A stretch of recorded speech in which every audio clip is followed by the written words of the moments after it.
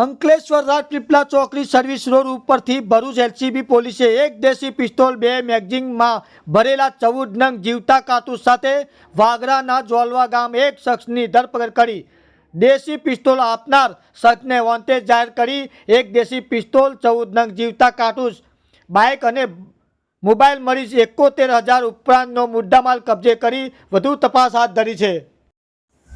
Police સૂત્ર માહિતી મુજબ ભરૂચ એલસીબી પોલીસની ટીમ અંકલેશ્વર વિસ્તારમાં પેટ્રોલિંગમાં હતી તે દરમિયાન અંકલેશ્વર રાજપીપળા ચોકડી નજીક હાઈવે ઓવરબ્રિજ સર્વિસ રોડ પાસે બે શખ્સો બાઇક પાર્ક કરી ઊભા હોવાની અને એક શખ્સ પાસે દેશી પિસ્તોલ છે અને બંને શખ્સો ભેગા મળી કોઈ ગુનાહિત કૃત્યને અંજામ આપવાની ફિરાકમાં હોવાની માહિતી મળી હતી।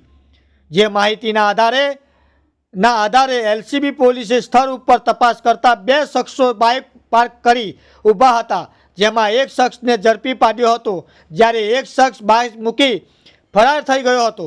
પોલીસે ઝડપાયેલા શખ્સની પૂછપરછ કરાતા તે મૂળ બોટાદના ગડડિયા ગામનો અને હાલ વાગરા તાલુકાના જોલવા ગામે રહેતો ભરત માલાભાઈ બાબા હોવાનું જણાવ્યું હતું। પોલીસે તેની તપાસ લેતા તેની પાસેથી દેશી બનાવટી એક પિસ્તોલ અને જીવતા કારતૂસ ભરેલી 2 મેગઝીન મળી આવી હતી। બંનેને મેગઝીનમાં તપાસ કરાતા કુલ 14 જેટલા કારતૂસ મળી આવ્યા હતા।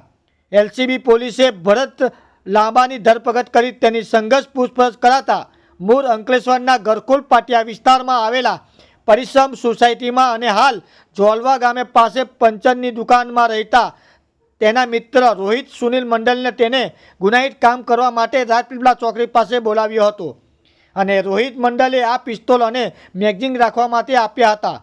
જો કે રોહિત મંડલ ફરાર થઈ ગયો હતો।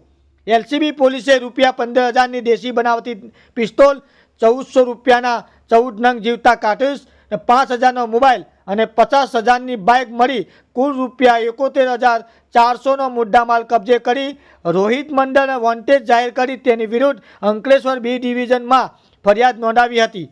પોલીસે ગુનો નોંધી વધુ તપાસ હાથ ધરી છે।